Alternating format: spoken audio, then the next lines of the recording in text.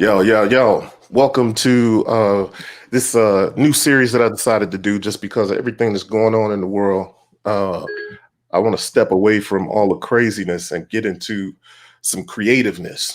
You know what I mean? And bring on people that I respect and do good art. And so this is B-Boy Tech Artist Interview Series. And we talking to the 80's baby. 80's babies, tall black guy and D Jackson. What's up, fellas? Yo, what's going on, brother? Peace. What up, brother? Yeah. Chilling, man. It's been a minute. Yeah, it has. Yeah. Some years. No doubt. So yeah, man. Let's before we go around, Lucy, we got a tall black guy. And you primarily do the music in the group, right? Yeah, I do.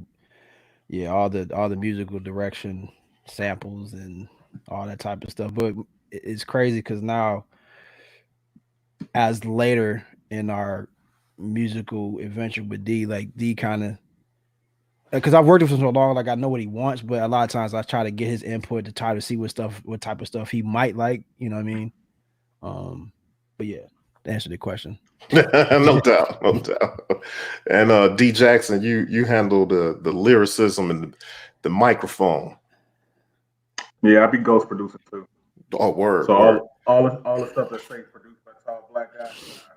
Like I really did all that.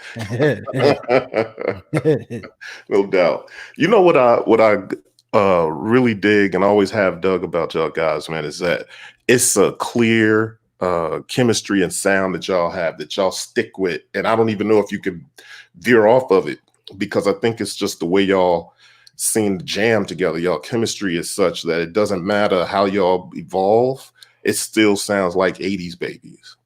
Tell me a little bit about how y'all got together. You want to go, D? Yeah, so just in general or musically? Both. Why not? Okay. Well, me and Rel were tall black, so I might slip up and call him Rel because that's my guy.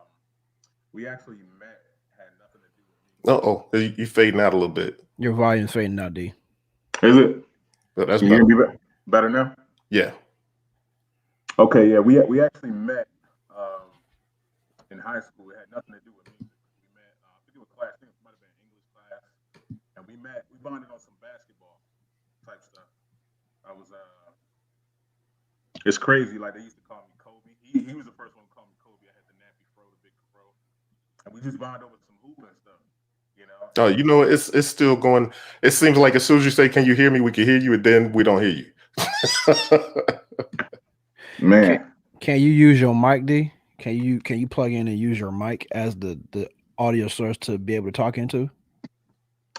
I suppose I could. Yeah.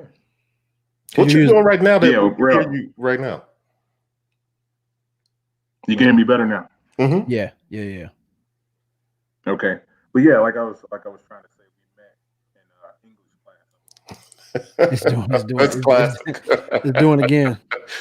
All right, Real. Why don't you take it away and I'm gonna grab my mic. Yeah.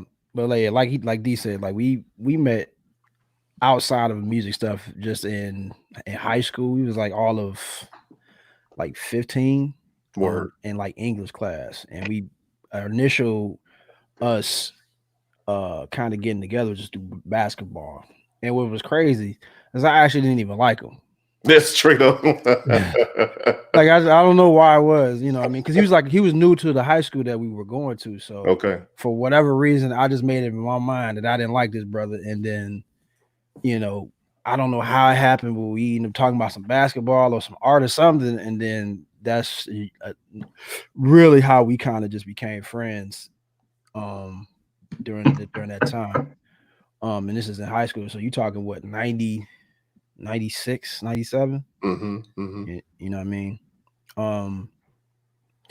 But the crazy thing was that I wasn't even doing music at the time, and I believe D was already in like a little collective of folks where he was kind of doing a little hip hop thing where they were kind of, I don't even know, I think they was like they used to rap like all the Bone Thugs and Harmony lyrics at the time.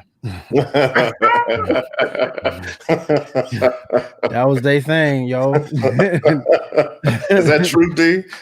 That's 100% factual. No, I can't imagine no part of that. Man, I mean, but in hindsight, but the thing about it, like he was the only cat that I knew that could honestly pick up everything that they were saying. Right. You know what I mean? I didn't know what the hell they were talking. I just thought it was cool. It was kind of cool at the time. So really, he kind of already had like some musical things going on with him at around that time. We didn't actually start making music and like really bonding on that tip and probably until like around like early 2000, maybe 99. So maybe about 3 or 4 years later. Okay. I think you didn't start messing with acid until after you came back from Detroit, right? Yeah, so I mean, I had been about 17, 18 going on 17 going on 18. Yeah, so it was roughly around that time. Probably 2000 or 2000. Yeah, some around in there. Yeah. Okay.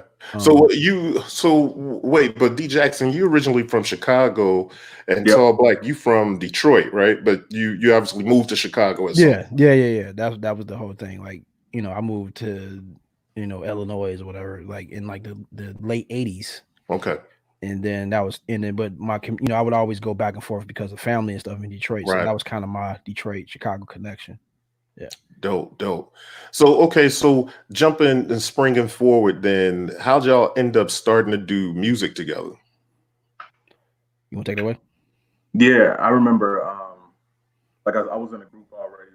I was already rhyming, and Rail, he had went to after we graduated high school, he went to live with his pops for like 6 months. We had a homie out here who was dabbling in. Was it Sony or Sonic Foundry acid? Sonic Foundry at the time. It was 4.0 acid, and Rail was just like, man, I'm gonna get it. He went to Detroit. He came back, and he was all right. He wasn't cold. He wasn't nice. Right. You say he's all right. He wasn't nice, but he's all right. He's all right. And I've been rhyming this whole time. So it just progressed. It was just like, you know what, we friends. We hang out every day. It was at the point we was working together. We played ball every single day. Just like let's do this together. Word. Hey D, your mic is really messing up right now, bro. It's like fading in and out. Yeah, I feel like you almost got a noise gate on it. Yeah. Like, because it seems like you're fine for a second, and as you start talking, it kind of, closes the gate. Can you go into the settings of the stream yard and turn on your sound card and take the audio from the sound card, and then you should be able to talk into the mic. That's what I'm doing. I'm plugging my sound card. Look at you being all. Yeah, at the bottom you'll see cam mic. Yeah.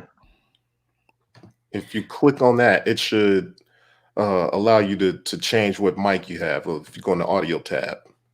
Yeah, and you should be able to bring up the whatever the sound card is you have over there. Or disable audio processing too. If you're in the settings of cam mic and hit audio, and you'll see a checkbox that says disable audio processing, because that could be doing something weird to it. Okay.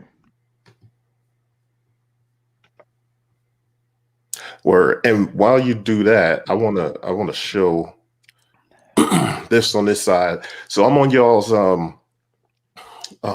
Bandcamp, and there is a lot more music up there than I realized y'all had. Like, there's been a lot of work being put in over here. So how many albums y'all got? How many projects y'all got? This is like the fifth. The Unlearn is the fifth. We don't have the first one, which we probably needed to go ahead and throw that joint on there just for nostalgia purposes. I mean, we was just starting to figure it out. Yeah. I mean, but it's still part of the process, though. Yeah, no doubt. But yeah, we got 5. This is our 5th one, and this is all of what, 20, almost 20 years of making music. That's super dope. That's real dope. And so I remember coming across y'all. I was with Beat Monsters at the time. And I can't remember. I think I was making my joint, the Storybook Adventure. And Storybook Adventure, yeah. Yeah. And I can't remember. Like, I think it was the next joint that me and D actually did something. But on Storyville Adventure, you produced a joint, and then I started listening to y'all's joint. And I don't know if that was y'all first joint then, or if it was later down in the stack. But yo, I was like, yo, I actually, that when I hear people that sound so dope and got so much talent, I almost feel like it's a goddamn travesty that more people don't know about. You know what I'm saying? This dopeness, you know what I mean? And so I would tell everybody, and then what I would start finding out, when I would tell folks like, yo, these cats is dope, people would be like, yeah, I know about the 80s babies. So like, I know y'all started in Chicago, but did y'all ever get around and get out to doing shows in other cities, or how'd your music start kind of getting pushed out to folks? I'll go with this one. When we were like, because the thing was, we started, I say, probably like performing in Chicago around like 2004. Mhm. So we probably had a good run, and maybe about up until about 2009, 2010. Okay. But during that time, we didn't really get any shows collectively outside of Chicago. Mhm. And I don't know why that was. You know, who's to say that was? No doubt. You know what I mean? But the crazy thing was, I ended up moving away to. I was married and this whole 9 yards thing, and I ended up going overseas. But it was crazy because I would play, like, when I ended up going overseas, I would have like gigs, and that was kind of my first exposure to playing outside of the States. But anyways, Right. I would play play the stuff that me and D were recorded, and it would be crazy because the responses, I get to see it firsthand, and like, the power of what we've made, and I've seen it firsthand. It makes the room move. Yeah. And I was like, wow, that's crazy. You know what I mean? And some of these songs, you talking what, 5, 6, 7, 8 years old, and I'm playing it but good music is good music. But good music is good music, right? Yeah. So that's the overall thing. Yeah. You know what I mean? And so, I was like, man, that's crazy. So I can only imagine, like, if we was to actually get out, and actually do some shows on the road. Because I mean, we would do our thing in Chicago, but I feel like because now we're a little bit older and our skills are so much better that at that time like then. I feel like we could definitely add something to and put on a good performance. You know what I mean? Considering that we have a little bit more experience. Yeah, no doubt. Now, I mean, because the experience does go far. I mean, and then too, I can't imagine you guys would never not comfortable. But I know the longer you've done stuff, the more comfortable you are. Just second nature. It's just as easy as breathing. It's not even like doing a skill. It's just doing what you do. You know what I mean? Yeah. So, yeah, I definitely feel that. And D, let me hear you, yo. Let me see if you good. Check. We better? Oh no, No? it's still kind of low now. Okay. You think I should log off and try to do it on my iPhone or my headphones? Yeah. Try to do that. Try to get back on. Yeah. Yeah, let me do that. All right. So hold on. Let me do that. So one of the things while D's getting his thing right, let me ask you about your production though. Like, you started getting in just before we got on, we started talking a little bit about kind of your origins and making music. And I know your trajectory has been kind of like Ninth Wonders though. Like, there was a point when folks had access to software, not necessarily access to hardware. Right. And there's a whole prolific sort of group of dope producers like yourself that kind of come out of that. Almost, it feels like an era because, there's a certain era where cats, you just kind of knew, you just have an MPC or SP1200, or there's a certain era when cats had a Triton. You know what I'm saying? Yeah, but it feels like there's another sort of era there where it's like software was accessible and cats figured out how to make dope stuff with it. So tell me a little bit about how you start producing, and was it a choice to use software, or was it more like something else? So I mean, around that time, like the early 2000s, around that time, like, I know in high school I would do like little pause tapes, the whole record overdub thing, just on my own own spare free time or whatever, but it wasn't an equivalent. Me didn't want to make music. I started wanting to make music. I think, crazy enough, me and D was going into a session, and we had a friend of ours. This cat we know, he goes by Jehoshaphat. I don't know if he goes by it anymore, but he was using the program that I still use to this day, Sony Acid 2.0, and I was like, wow, that joint is crazy. You can make music and stuff like that. So, and I had seen like NPCs and stuff like that, but my parents weren't gonna buy me no $2,000. Yeah, them joints was expensive. No, so, I was like, well, shoot, I ended up finding a little program for like $60, and then it was on and popping. You know what I mean? Like, I think like the first month I had got it, I couldn't figure out how to sequence, so I stopped. And then after that, I kind of just stuck by it. And literally, when you start off the beginning, man, you try to sound like all the people that you look up and are inspired by. So, at that time, Neptunes was real popping at that time. Timberland was popping. But the cat that I wanted to be like was Premier. He was just always insane to me. You know what I mean? So, follow that suit, and it took me about a good 6-7 years to really kind of hone into my own little thing. Right. By the 8th year, I was kind of cool. I was like, okay, now this is starting to make sense. Yeah, yeah. A little you start bit. to find yourself a little bit. Yeah, and then in the meanwhile, like I was doing this little side thing too, because I liked, for some reason, I ended up finding like Brazilian music, you know what I mean? So that just changed the whole trajectory of how I even approach music in the first place. And so I would do like this little acid jazz thing too, and I you got some records for doing some of that kind of stuff too, right? Yeah, the Yusef Rumperfield stuff. Yeah, yeah. And that was kind of, and then at that, crazy enough, I made a compilation of stuff, at 21 years old, not even thinking forward that far, and then literally, like, I think in like 2014 or 15, that joint ended up coming out on vinyl, and thinking that people thought I made that like in the more recently. I'm like, man, I made that when I was in my early 20s. Dope. You know what I mean? That's dope though. Yeah.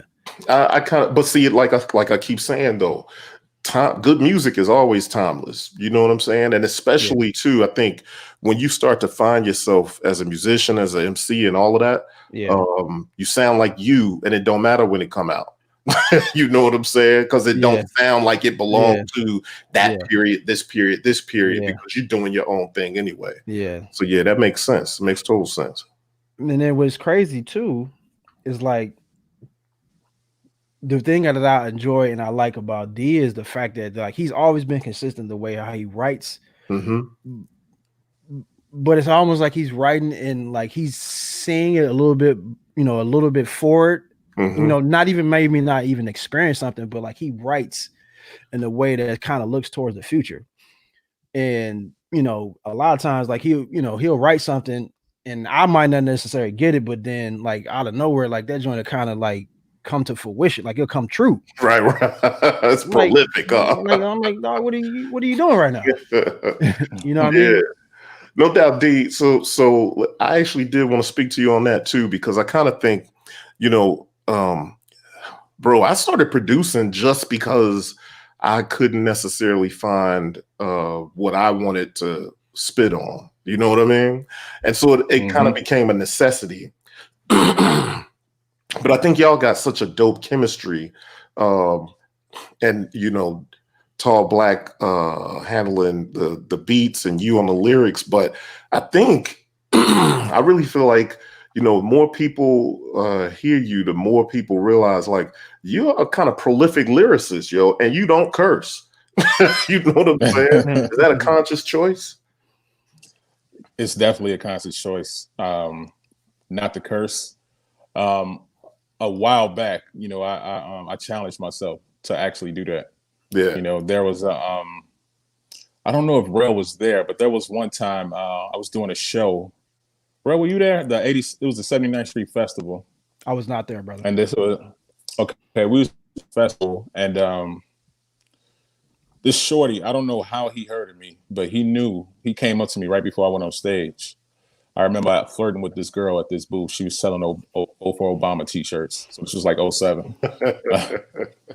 And this shorty was like, man, dude, you my favorite rapper in the world. And he was like, in the whole world. I'm like, wow. And he had to be like 15 at the time. So I was just like, man, that's crazy. It was kind of heavy to me too. And I found myself, I had to edit myself a lot during the performance. I was like, man.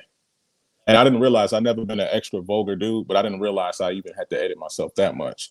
So I challenged myself. I was like, you know what? I could, like, I'm dope enough to express myself without cursing, you know? And at the same time, I would never ask an MC, like, if that's what you do you? Yeah. You know what I'm saying? But like, me personally, I just, I prefer not to, you know. Then I had a daughter, you know, I was just like, you know, she followed me everywhere and want to rap my lyrics. So she cursed, I'm gonna pop her in the head. So. I feel you on that. You know, I had a similar kind of experience too when I did my Pathways album.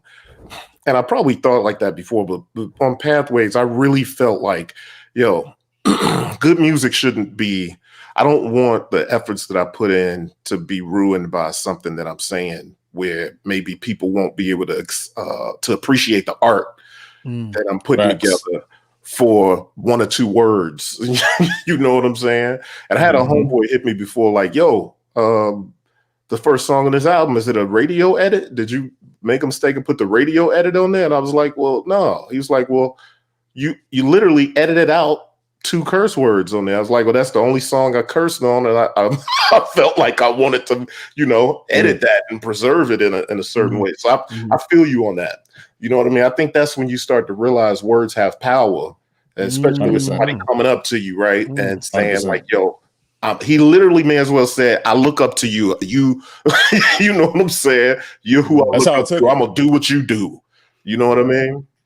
That's how I took it, for real. Yeah. So it's like, man, in some way, shape, or form, I might have influence over this little dude. So I gotta be careful what I say and what I put out there. Right. You know, other thing too with hip hop, I kind of feel like it transcends those lines of ageism and all that kind of stuff. So I mean, if you think about the ages where we are, you got people with kids that you got people that grew up listening to hip hop and now got kids and they growing up listening to hip hop. They may potentially be listening to the same stuff. You know what I'm saying? So there's another sort of, you know, thought there too, that like, hey, it should just be able to be. Although there's a lot of people that's going to listen to what they listen to. It don't matter who listening with them. But and that's cool too. Yeah, no doubt. So tell me about, how did y'all, I could guess, but you know, the name 80's Babies, was that your first name or did it kind of strike y'all that way? Of what's 80's Babies about as a name? I don't even remember how the name even came up, man. Honestly, you talking when it's little, you know. I really honestly do not remember how we even came up with that joint all them years ago. It's too long ago. It's starting to feel that way. How was it, D? No, I remember I tell Rail, like, man, what you think about that? He was like, cool. It was simple like that. I was like, oh, okay. I'm thinking about to be some prolific thing or something. I don't remember. He's like, it was a fleeting moment and we kept making music. Right. We was thinking about it way too much. I remember I said it to my guy Will. Shout out to Will and Jamil from the Pathfinders. Okay. But I remember I said, and Will was like, man, that's dope as hell. And it was simple as that. Like, man, we born in the 80s. All right. Yeah. There you go. It works. It works. That's what's up. Right. So what's y'all creative process like though? Like, cause y'all not always living in the same place, in the same city, and you know what I mean? And I know, you know, we all have families and, you know, responsibilities and all that kind of stuff. So what's y'all creative process like? Is it like trading beats back and forth, trading verses back and forth, or y'all get a chance to really kind of chill with each other and develop stuff? Well, you go ahead. Go ahead. Oh, okay. Yeah. Well, it varies, honestly. And honestly, it shows in the music. So a lot of times it could be random. It could be like, man, dude, I'm writing something. I feel this way. I need you to send me something that feel like this. Yeah. Or he he can hit me in the middle of the night and be like, dude, I just made something. I'm gonna send it to you right now. And he might have an idea. But honestly, I think the music, and I think Rel would agree, our process, like our music comes out better when we're in the same room. Like you can hear it with this project, even though some of it, this project took some years. So some of it he was, majority of it we weren't in the same room, but we spent a good chunk of time. He came to stay with me and we knocked a lot of it out. Okay. And when we're in the same room, it's nothing's better than that. And you can hear it on this project too. It's like, we collabed, and this is the most collaborative effort too that out of all the 5, even though all 5 of them are dope. Yeah, without a doubt. This one is definitely, the growth is there, and you can tell that we were actually in the same room. Rel had some things like, man, I think you should talk about this. I had some things, well, maybe you should do the beat like that, use this sound. It was definitely a collaborative effort. Right. A lot of phone. It was a lot of phone. It was a lot of conversation over the phone. I mean, we was talking on the phone a lot. Yeah. You know what I mean? But it's almost like, man, if we can't be in the same room, we're gonna figure out a way to get our point across and to make it feel like we was in the same room. And it was again, like going back to D, man, like this is this is the most we have ever literally went back and forth. You might as well say we was in the same room, man, but a lot of it was on conversations and everything else. And then again, because we worked together for so long, you kind of understand, your other partners, strengths and all that type of stuff, and know how to work towards them, though. Yeah, that makes perfect sense, man. I get that. So that's pretty interesting, though. The collaborative effort on this one is, so would y'all say this is like one of the most special records because y'all seem like y'all had a even a closer bond somehow while creating this record? It was the most special, without a doubt. It's the most special. It's the most personal. It's the most creative. It's the everything. Yeah, think about, between Searching for Happy was the last joint. It came out 2015. So that was 4.5 years ago. Right. But a lot of stuff has happened between that, even personally for me and Rel. So we had a lot of things to talk about. Yeah. A lot of niggas' lives was in shambles. And make the best music though. There's a lot of real life stuff happened, man. It's been times when he was, when he was living across the water, and it's an 8-hour time difference, and I know at some obscure time in the morning, I'm gonna get a call from this brother because he's going through something. Yeah, no doubt. And me, I'm saying, I gotta. We use that, man. It was a lot of pain, a lot of happy moments, a lot of everything. We use that to put in this. But that's good though. People like Sade has said that she makes records when she's lived life. You know what I mean? Like how everybody be like, yo, Sade only put out records every 50, 90 years. You know what I'm saying? And she's like, well, you got to live life a little bit to make good music because you put what you've gone through into your music. So, you know what I mean? Honestly, I'd much rather have a record with a 5-year gap than to have a record every year. You know what I'm saying? It's like how Mel said, if you can't get yourself a 10, at least you can pull up 5 2s. But in y'all case, you know what I mean? You pull up a 10 and you live life and put all that into it. Right. So that's what's up. That's real dope. No, I think it's better like that, man. I mean, you going back to your point, like living life and having a real concrete thing to talk about that somebody can actually relate to you by. As opposed to trying to do something every year. You ain't got, all things aren't bad every year, or good. You know what I'm saying? Like you got to, and trying to make, give different scenarios or paint a picture to what somebody can actually understand what you're saying, though. You know what I mean? Like that takes time. Once you get once you get into your, your more advanced side of your writing and your creating, though,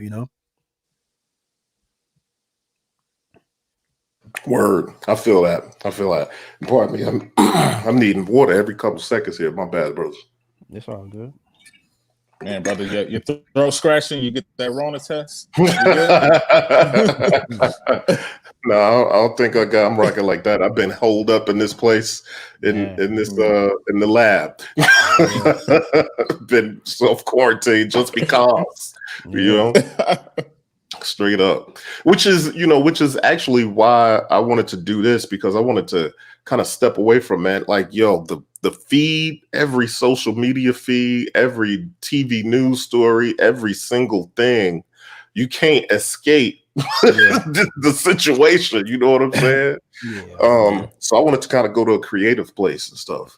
So so what's what out of all? Oh wait, did y'all got any collaborations on this joint? Oh yeah. Who's on the album? Let's see. So go ahead. Let's start from the top. I'll do the features, and Rel, you can talk about the additional production help. Okay. Got my man Big Dave on Blind Man. He's a TV personality out here. He does post game for the Chicago Bulls, and he's a comedian. Okay. Also a longtime friend of ours. He's hilarious. Mm-hmm. I got Mickey Miller, who's amazing. Please check out Mickey Miller. She's on a joint called XL. She's just great at everything that she does. You know what I'm saying? My man Taiwan Davis, the most underappreciated guy in hip hop, who does everything. Man, Taiwan is so hardworking dude shout out too. To Fillmore Green, hardworking dude that can do everything, man. Mm-hmm. Fillmore Green, shout out to Philly. Word. Philly is a beast. Shout out man Since 96, formerly known as Sincerely Yours. MC Adai came in. No doubt. This project. Yeah, my guy Oze Moore, who's a monster. You know, Susan Carroll too. She got a beautiful voice. Am I missing anybody? No, that's all of the vocal collaborations. Okay. Pretty much on the music side, I did all of the beats except for one. I had to call one of my good friends, Ty Hill. Mm-hmm. Shout out to Ty Hill. Ty Hill from Chicago, man. He came in and he gave us a nice little alley-oop on the Speak Less joint. Last track, man. I was having a tough time with that, and he came in, and then we ended up completing that. What did he produce it, or did he add instrumentation to it? No, he actually came in because I was for the life of me. I went through me personally on my own end. I went through about 4 beats. Mm-hmm. Did nothing fit. And then he went through about 6 or 7 of them on his own. And then we end up kind of coming to a happy median when he played, because he played the sample to me and he played how he's going to do it. I'm like, dog, you should stay with that. Right. And now, mind you, we're not in the same room. This is over the phone. I'm talking to him on the phone, and he's making this joint on the phone.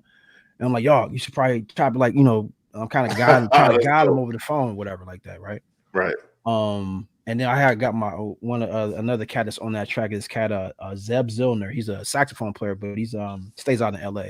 Okay. Killed it.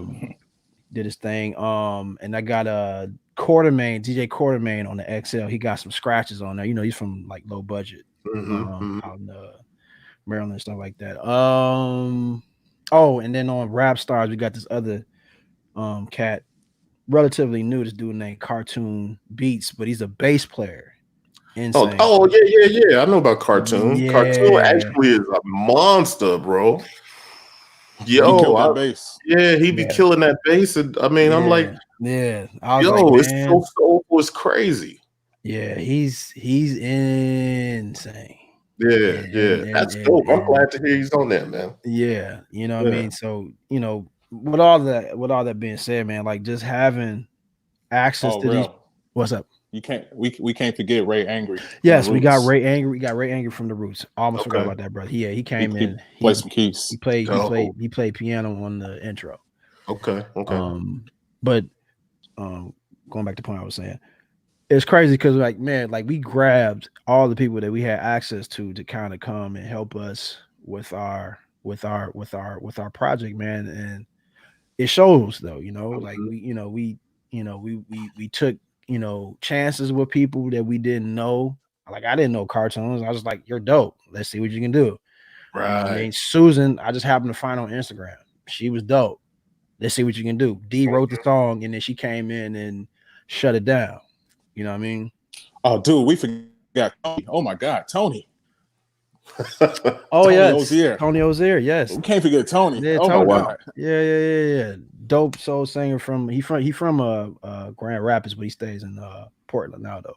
Okay. He came through, you know what I mean? But just having all these access to these different folks that we wouldn't necessarily have, and you know, they helped us out a lot, man. Like, you know, you can't really write that. You know what I mean? That's why this joint I think is just it's special, because we kind of just reached the folks and just hoping that they would kind of help us out, and they did.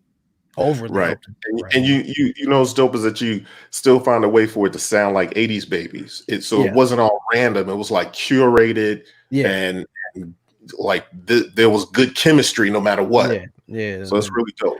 Dope. They was getting the job interview questions and stuff. Right. And then like,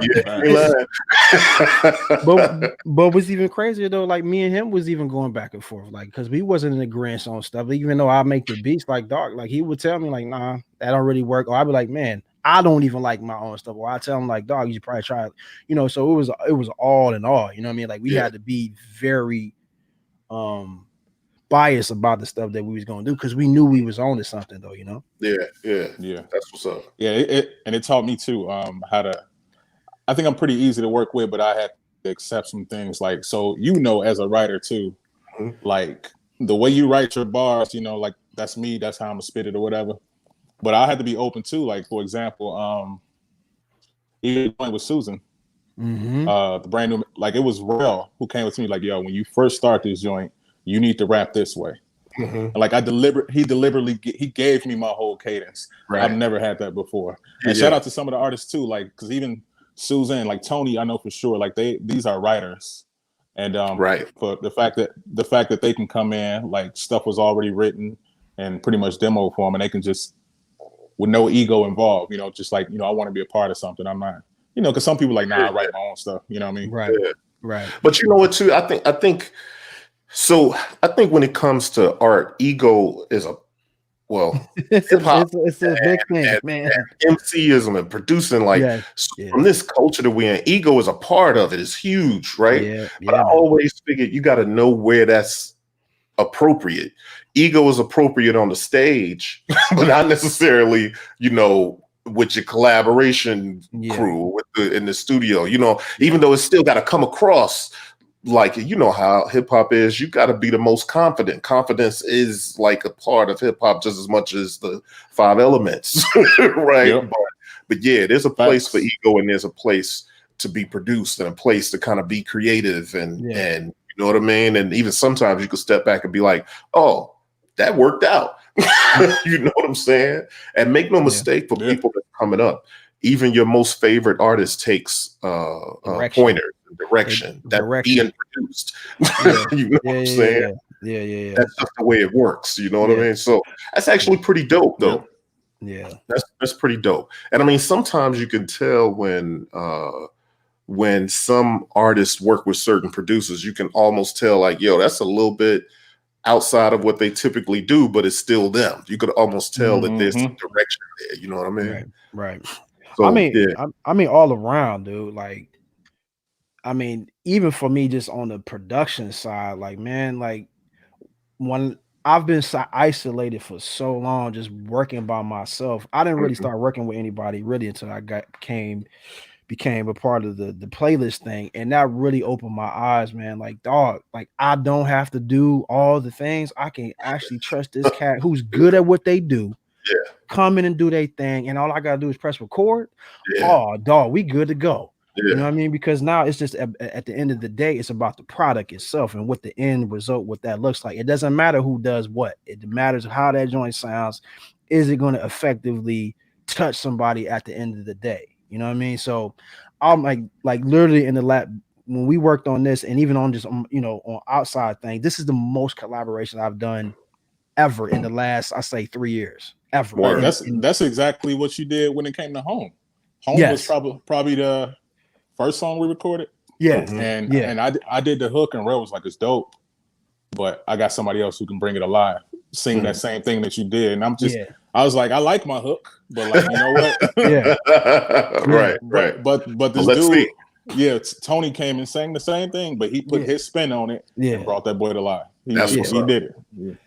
That's what's up. So that's an interesting thought too. So Tall Black Guy, for those that don't know, you've been a part of the playlist, which the playlist is Jazzy Jeff's, so almost like summer musicians camp. It's like for a week. That joint is like an X-Men for like musicians, bro. Seriously though, that's exactly what that brother put together in the time frame, in the small amount of time that he did. He had a vision for bringing all these different people from all these walks of their careers and lives and put them in the same room and situation and allowing you to be you, but learning how to be a better version of you. That's literally that's the gist of what it is. You know what I mean? Dope. And then when experienced that and came back to the table with 80's Babies, then you realized you was like executing on some of that knowledge and some of that. Man, I mean, I came into it in the beginning of the whole thing, how initially when I was invited to come to it, and now like I don't think I would have been able to help accomplish this and any other stuff that, you know, the things that I produced or even just connecting friends and stuff. Like I don't think it would have never happened because I would in my own little music bubble, whatever, like that. You know what I'm saying? So like, dude, just seeing how this whole songwriting process, how it all works and how all these moving parts are moving in the background, man, it was very eye-opening, you know what I mean? And so it's like, okay, that's a dope experience. That's dope.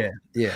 And so I wonder too, from D Jackson, from your perspective, when you write, and I feel like almost like the playlist that Tall Black Guy went and partook in, I kind of feel like there's a certain community of MCs in Chicago that kind of I don't even know if it's a matter of feeding off each other, but there's a level of dopeness in Chicago that I feel like not enough people know about. Do you find yourself inspired in certain ways from that?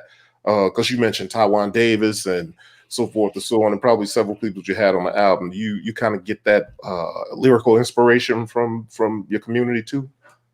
Oh, 100%, man. I would definitely say my peers, especially from the crib, are the dopest dudes in the world. Yeah. Like, shout out to all of them, man. Like we mentioned Taiwan. Shout out to Pathfinders, the whole Gold Standard collective, actually, with Taiwan Davis, Rashid Hadid, Fillmore Green, Neek, Since 9-6, Fable, like crazy. You know what I'm saying? MC died on that too. My man Young Sin. So it's a lot of people that keep your sword sharpened over here. I can't slack because I'm gonna hear from him. I'm trying to keep up with them. Yeah. But that's the way it works. Still sharp and still though, right? So what's your writing process like though? Do you find you come up with cadences, or is it just stuff hits you when it hits you and you do it from there? D Jackson, you hear me? Hello? Yeah, you there? Uh-oh, you got technical stuff. Hold on. Is mic on now?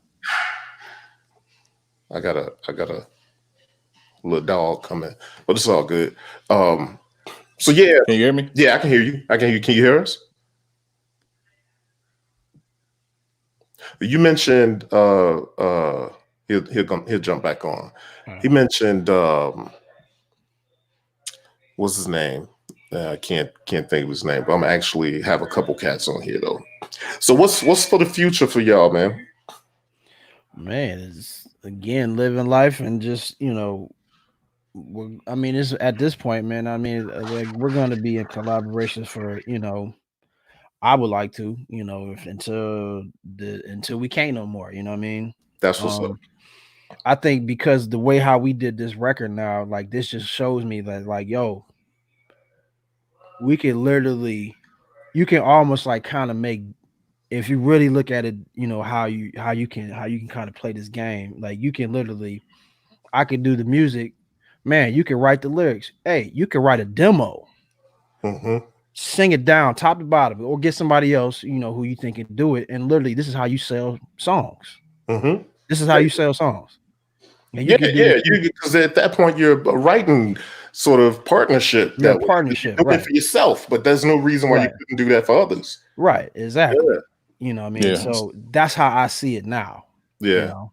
So you're saying that the future could hold for y'all flipping it, you know, probably always being able to do 80s babies, but being able to flip it to Flip say it. like now we Yeah. can sell this product to There you somebody go. else for them to take it and There you go. their thing. Yeah. Yeah. Now that's like long term Yeah. stuff. I mean, if you want, you know, if you get a sync license and you want to write a jingle, Mm-hmm. and we've done it before, just on some like contest stuff, you know, just messing Yeah. around. But it's like that's the possibilities that we are able to achieve now. Now, obviously, that's with experience and with us both growing in our crafts respectively. But Yeah.